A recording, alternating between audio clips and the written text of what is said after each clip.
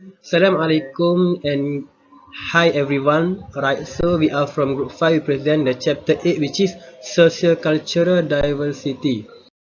Alright, first and foremost, we must know the definition of diversity. From American understanding of diversity, treat witness as the neutral center and everyone as outside contributor. Thus, white neutral center works to exotize, criticize, trivialize and marginalize the contribution of the people of color to a presumably neutral, which is us. Alright, so when we go through the meaning of the diversity, we can say that the diversity is the degree to which a small group or organization is characterized by sociocultural diversity and individual diversity. Alright, so what is sociocultural diversity? Alright, so sociocultural diversity refers generally to culture, co-cultural or ethnicity, gender, generation, and professional differences. Alright, so there are diversity at workplace. Alright, what is the diversity at workplace? Alright, diversity in the workplace refers to differences we recognize in ourselves and others, such as gender, culture, race, ethnicity, age, religion, sexual orientation, family structures, physical and mental disability or challenges. Diversity management reflects values of inclusivity and recognizing and valuing the differences among people. In the other words, diversity is defined as a difference or variety. Without differences or variety among people in the world, the ability to grow and learn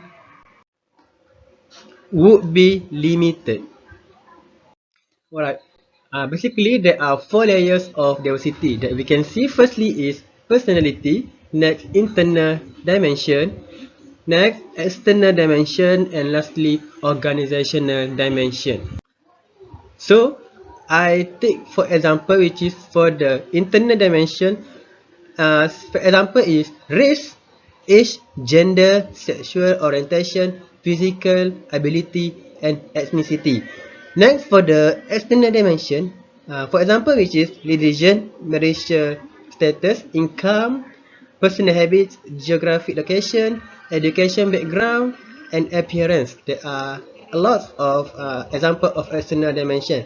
For the lastly is organizational dimension. For example, which functional level or classification, works content fields, works location, and management status. Alright, so next, which is social identity theory. Alright, for the social identity theory, which is perception of self and others based on the social groups that one belongs to. Means, suggests that when we communicate, we tend to engage in the process of categorization, social comparison, and identification. Hi, my name is Noor Umairah Binti Rosli, and I will continue the explanation about diversity and group performance. Did you know that diversity groups are better than homogeneous groups? Before that, I will describe what is diversity group and a homogeneous group. A diversity group is a group made up of diverse demography, racial, knowledge, and skills background, while a homogeneous group is a group that consists of only one type of gender or one type of skill in that group. Diversity groups are said to be better than homogeneous groups because, first, provide groups with various skill sets and perspective. This is because the diversity group is made up of members with diverse skill backgrounds. Secondly, diverse groups are generally better than homogeneous groups. The diversity groups are very good at problem solving compared to homogeneous groups.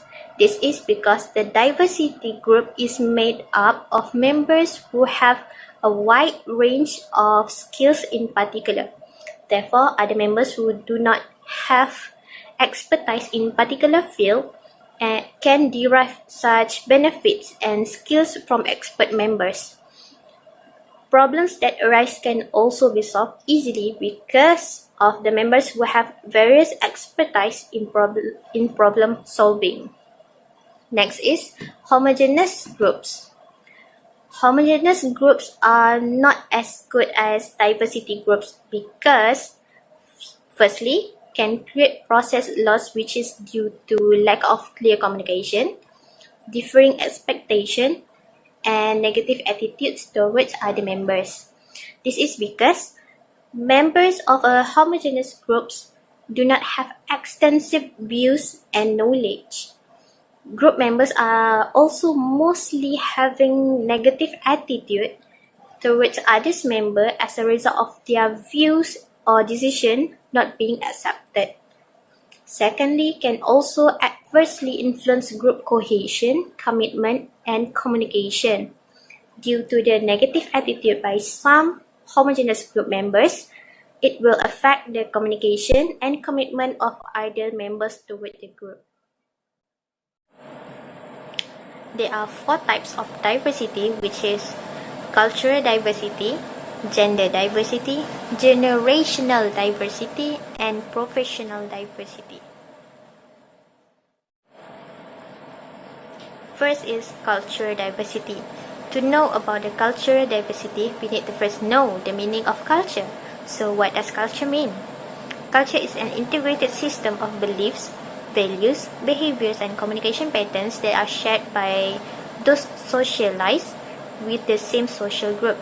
When people from various cultures and co-cultures look in the same direction from the same position, they typically perceive different things, and their perception impact their communication.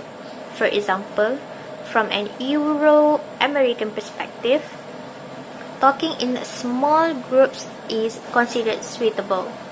People in mainstream American society are expected to readily disclose information about their personal and social lives, as well as their cultural history, because they have the right and freedom to talk. This shows that each race has their own ways or traditions and should be respected by other races. That's all my explanation about cultural diversity. Other explanation about diversity will be explained by my other friends. Thank you. I will explain about the dimension of cultural diversity. In short term is different of national culture. Like in our University Utara Malaysia, we also have university mates, friends and lecturers coming from a different country like Yemen, China, Indonesia, Nigeria, Pakistan and more. Okay, we will likely to encounter people whose dimension of culture and value differ from us. Okay, I will give a 5 point of cultural diversity we need to look into forward, which is individualistic versus collectivistic culture. Secondly, high context versus low context culture. Thirdly, power distance. And fourth, uncertainty avoidance. And lastly, masculinity femininity. Okay, for the first point is individualistic culture and collectivistic culture. Which is individualistic. People define themselves as an individual and form looser ties with their group. And this culture also have a value autonomy and independence of the person, self-reliance and also creativity. And in this individualistic culture, have a goals for oneself or for only for their self, and have a competition with others, use direct on record competitive strategy, and also have a relationship driven by benefits. And they also represent themselves by word of me. Okay, countries such as US, UK, and Australia are example of individualistic culture. Secondly is collectivistic culture. What we can look is culture where people have a stronger bonds to their group, and group membership from a person's self-identity. Like we look in this table, which is they have a collective goal, always want to fight towards a shared goal and encourage collaborative strategy, and have a deeper personal relationship with group members. And they are also represent themselves by word of we, and mostly this apply the collectivistic culture is Asian countries such as China and Japan, as well as countries in Latin America are higher in collectivism. Secondly is high context versus low context culture. Like we look is high context is collectivistic and low context is individualistic. Like I said, the collectivistic is represent the group, and individualistic represent the oneself. And for the high context, the information is embedded or implicit in communication. And for the low context, is information is explicitly communicated. And for the high context, use less words. Message is tacit and indirect. And for the low context, they are talkative and prefer to the direct communication or specific communication. And for the high context, they have a same share, culture, understanding. And for the low context, have a value individual differences and certain level of conflict communication. Next part is categories of power distance. In these societies, power distance is divided into two categories. First is from high power distance perspective, and second is from low power distance perspective. From high power distance perspective, members accept power distance as part of social order. Subordinates will fear the most powerful members. Subordinates are blamed for mistakes. And lastly, social inequalities are accepted. Everyone has a high or low place in the social order and is protected by law.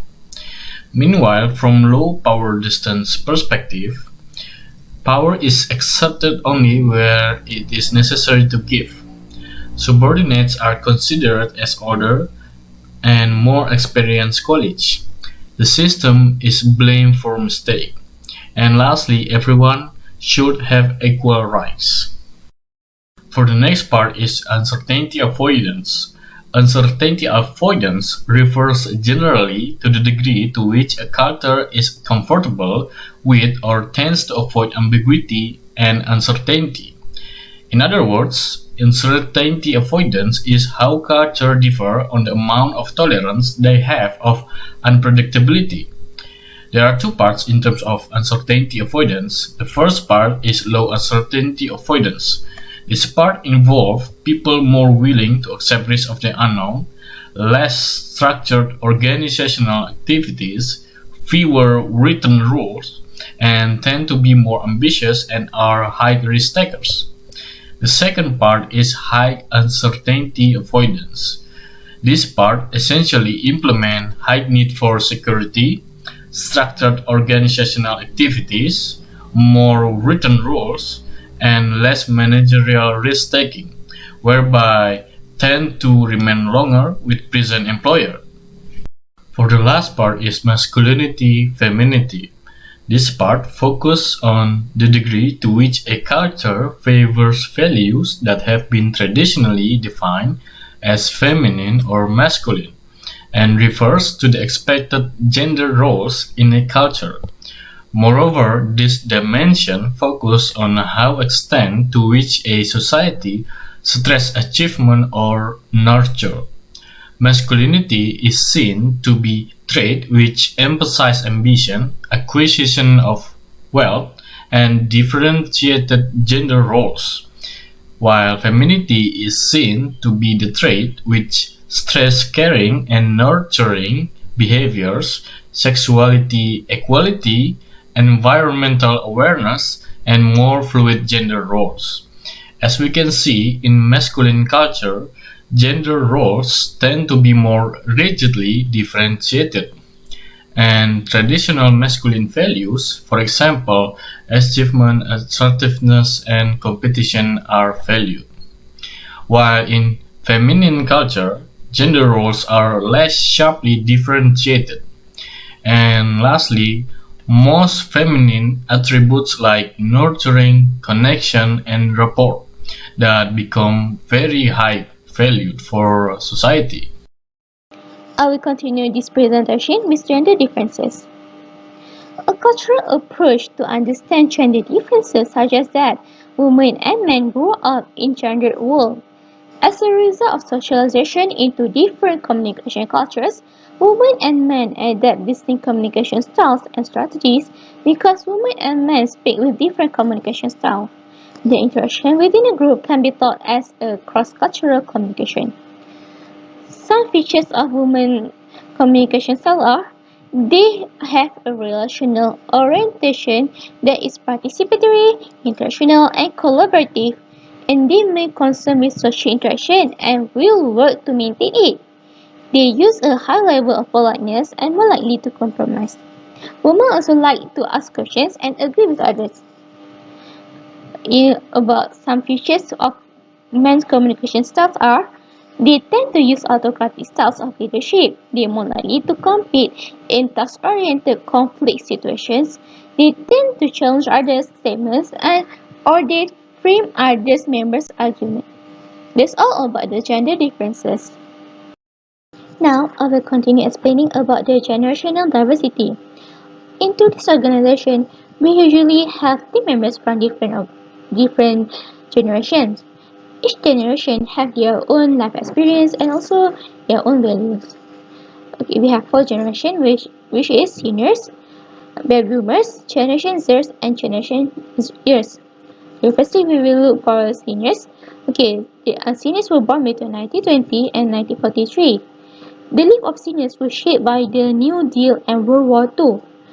The painting of Norman Rockwell tend to reflect this generation's value. They value hard work, authority, and personal sacrifice for the group good. These generations tend to identify and trust their companies more than any generations. They tend to believe in their corporate values and mission statement. Okay, next we will look for baby boomers.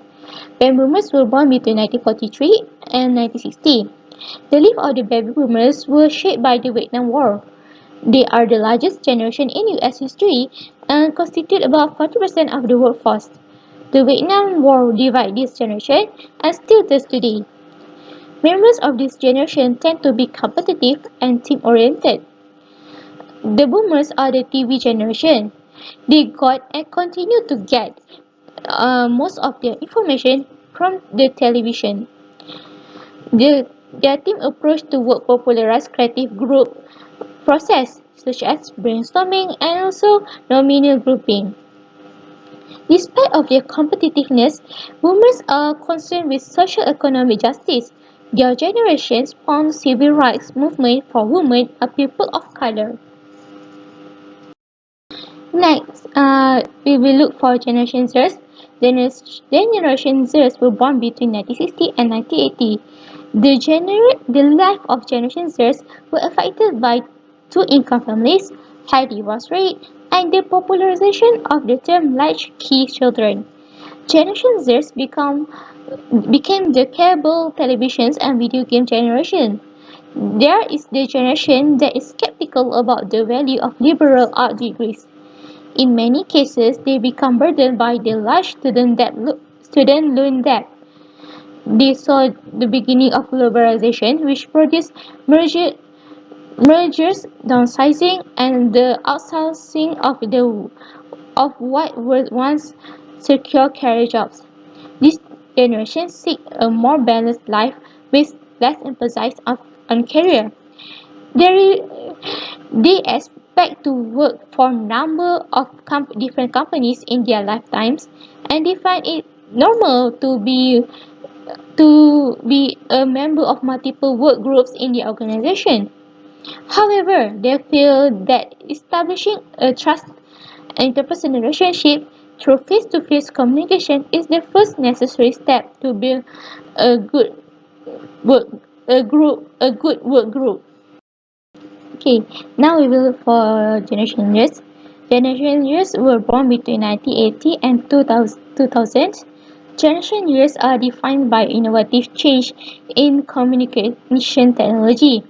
They are the first digital generations.